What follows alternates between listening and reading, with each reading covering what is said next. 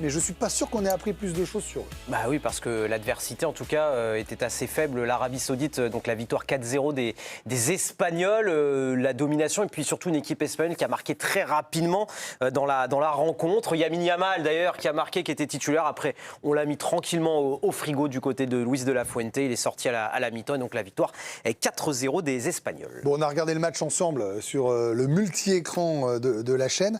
J'ai dit, on n'en sait pas plus. Est-ce que l'un de vous quatre n'est pas d'accord avec moi? Est-ce que quelqu'un pense que ce soir, on en sait plus sur la puissance de l'Espagne? Peut-être pas la puissance, mais le sérieux et la réaction surtout. Parce que, certes, l'Arabie Saoudite, c'est faible et on a vu notamment la faiblesse du gardien. Ils ont défendu c'était très compliqué. Mais j'ai trouvé que les combinaisons offensives étaient assez intéressantes avec les latéraux qui débordaient pas mal, avec Oyarzabal, on en a beaucoup parlé avec Nabil quand on regardait le match, qui était un attaquant qui ne paie pas de mine, mais qui mine de rien. À l'ancienne. Exactement, le placement.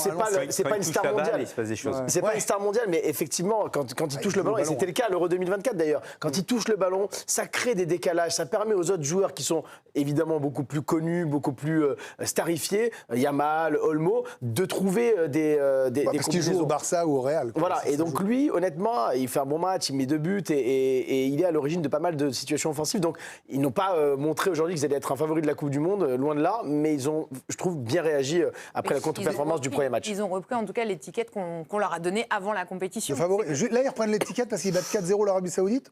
Non, mais pas favori, mais quand même, pour moi, ça les remet quand même complètement dans la course. Ça les qualifie, quoi. Oui, mais même, on voit des choses. Je suis désolée, le but de Yamal qui arrive très rapidement, on se dit, ça y est, ils sont là quand même. Je trouve que ça rehausse le niveau qu'on a pu avoir et l'impression laissée par ce match nul. Là où je vous rejoins, c'est qu'on a un peu vite oublié que ça faisait quand même quelques années qu'ils n'arrivaient plus à gagner des matchs de Coupe du Monde contre des équipes. Ils ne sortaient pas des poules, quand même. Ils avaient fait quelques éclats, mais ils avaient aussi explosé. Vikash Dorasso, quand vous entendez Émilie dire que finalement, marquer tôt comme ça, c'est un signe d'une certaine force, parce qu'ils auraient pu finalement douter. Je suis sûr que parmi les parieurs et les pronostiqueurs, il y a eu pas mal de matchs nuls sur cette rencontre-là, même si ça paraissait pas cohérent. Votre avis ?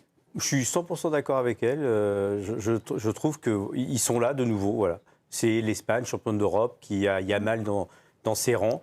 Yamal fait partie des meilleurs joueurs du monde et tous les meilleurs joueurs, à part Ronaldo, pour l'instant, ils ont tous marqué.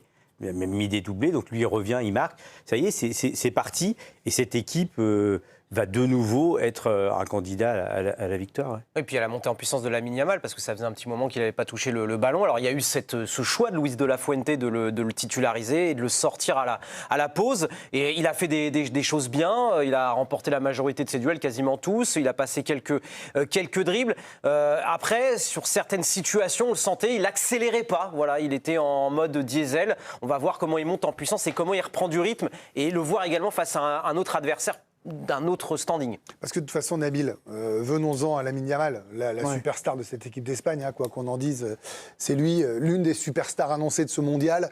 C'est quand même plus facile quand il est là. Évidemment, puisque c'est un joueur qui fait des différences brutales et qui reparamètre même l'attitude défensive, comme l'a fait un moment à Mbappé. Quand il était là, vous étiez effrayés, il faisait reculer les lignes. Après, Lamine Yamal, sur ce match-là, je pense que il n'est pas en mode tapis de course. Mais vous savez, quand vous jouez au jeu d'arcade ou au board, vous arrivez, vous avez 3 niveaux, faible, intermédiaire ou expert. Ouais. Je pense que lui, là, il s'est mis soit en faible, soit en intermédiaire. Et plus ça va avancer, plus il va...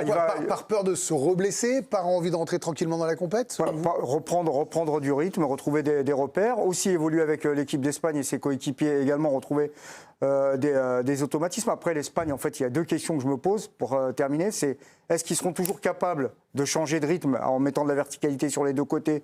C'est ce qui leur avait fait gagner le dernier Euro. Et est-ce que leur déséquilibre assumé, notamment leur niveau défensif qu'on peut retrouver des fois du côté du FC Barcelone, parce que cette défense-là ressemble un peu dans l'esprit au FC Barcelone, est-ce que ça suffira face aux meilleures équipes, au dernier Euro? Ils l'ont fait, mais ça n'empêche que moi j'ai toujours cette interrogation quand je vois des garçons comme Cubarsí ou d'autres. C'est vrai qu'on a le sentiment qu'il ne faut pas les prendre, Ça, on est d'accord. A priori, personne n'a envie de les prendre. Mais Mais je sais pas comment vous expliquer ça. C'est une impression visuelle sur 2 matchs contre 2 équipes qui ne gagneront pas la compétition, et c'est pas leur faire injure, qui manque encore quelque chose. Après, démarrer comme des diesels, on en a vu qu'on gagnait la compétition. Ouais, et je pense que c'est une équipe qui est une formation miroir, c'est-à-dire capable d'être très fort avec les très forts. Et moi, je suis persuadé, vu la qualité du milieu de terrain quand même, là aujourd'hui, on l'a malgré tout vu, malgré le niveau de l'Arabie Saoudite, mais et puis de l'attaque. C'est une équipe qui, contre une très très grosse sélection, arrivera à faire un match de qualité, j'en suis persuadé. Honnêtement, c'est pas un cadeau, hein. Vous êtes la France, l'Angleterre ou le Brésil, vous n'avez pas du tout envie de prendre l'Espagne avant la finale ou la demi. Donc voilà, ça peut être compliqué malgré tout de les voir et de les récupérer avant la demi. Il peut y avoir une finale de groupe. C'est-à-dire que si, je dis bien si, parce que de toute façon, tout est assez dingue quand même, l'Uruguay venait abattre le Cap-Vert. C'est pas fait, hein, quand on a vu le Cap-Vert très bon contre l'Espagne. Mais je dis, si l'Uruguay venait abattre le Cap-Vert, l'Uruguay qui n'a pas battu l'Arabie Saoudite, il y aurait un Uruguay-Espagne pour savoir qui serait premier, et il y aurait un Arabie Saoudite-Cap-Vert avec un vainqueur qui serait qualifié pour les 16e. Puisque les deux auraient 1 point. 4 points, vous êtes meilleur 3e a priori. Hein. Voilà, c'est même sûr à quasi à 100%, mais vous avez raison de mettre des pincettes. Mais, donc je veux dire, ce groupe-là, il est ouvert. C'est une des parties passionnantes de cette Coupe du Monde à 48, c'est qu'on peut avoir des finales de groupe, il n'y a plus de matchs qui comptent pour du beurre. Avec un élément important, c'est... Oui, maintenant c'est les confrontations directes qui comptent. Bien sûr. C'est la première fois dans une Coupe du Monde. D'habitude, c'est la différence de but générale qui prime. De toute façon, Espagne-Uruguay, ça ne changera rien. Ils auraient 4 points tous les deux. Si jamais l'Uruguay gagnait, celui qui gagne est qualifié, hein, de toute façon. Émilie, l'Uruguay, c'est chiant à jouer en finale de groupe. Hein. Ah oui, mais après, moi, ce qui m'ennuie, c'est après le niveau qui va être vu et perçu par la suite, en fait. C'est-à-dire que oui, c'est génial par rapport, nous, aux affiches qu'on va voir, mais sur le reste de la compétition, c'est aussi mettre des sélections en difficulté sur la suite. Enfin, de quoi? Lesquelles? Parce que, par exemple, regardez, là, le match de l'Arabie Saoudite. Est-ce que vous avez envie que ça aille plus loin? Bah, c'est pas grave, il y a des 16e pour ça. Ils vont se prendre des... Sauf que vous dites ça, mais après le match contre l'Uruguay, j'avais envie que ça aille plus loin. Ils sortiront en 16e. Ouais. Enfin, moi, quand je les vois faire un partout contre l'Uruguay, ils sont pas bons, vraiment pas bons. Mais je trouve que pour le niveau, en fait, je trouve que, pardon, hein, c'est le format des 48 ne met pas forcément en. Non, mais c'est une Coupe du Monde à 32 qui commence en 16e. Voilà. Donc il faut en enlever par le bas. Mais... Moi, je trouve que je vous trouve un peu dur. J'entends ce que vous dites, mais je vous trouve un peu dur. L'Arabie Saoudite, ils sont allés chercher leur match nul au courage contre l'Uruguay. Et ils méritent autant que d'autres de le faire. Parlons de ce match-là. Ils ont perdu contre l'Espagne. C'est la meilleure image. La Coupe du Monde ou d'ouvrir l'Euro à plein de pays, ça fait augmenter le niveau de ces petits pays qui, à force de jouer dans des grands matchs, commencent à progresser. Je suis d'accord avec ça. Uruguay-Espagne, est-ce que vous êtes inquiet pour l'Espagne? Oui.